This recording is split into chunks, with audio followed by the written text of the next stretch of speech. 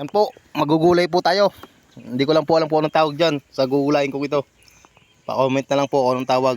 Yan po, mga rekado niya. May kamatis, may sibuyas, may bawang, may dilis. Hindi ko alam tawag din eh. Ari halbos na ho nung nabili.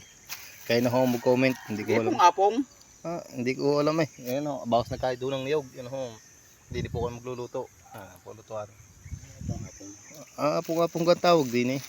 Paki-correct na nga lang ho kung tama. Pag ho naka 1,000 comment ay tama ho ang sagot nyo.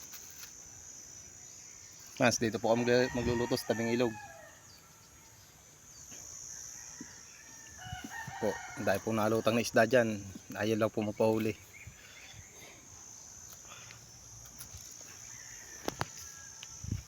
Kahit na lang ako ng niyog para magawa. Po, dyan po kami nainom sa bukal. Sanay sa bukal. Po, linis po ng ilog ano. Tayo na po kayo dito. Wala pong 20 lang po entrance. Libre na po exit.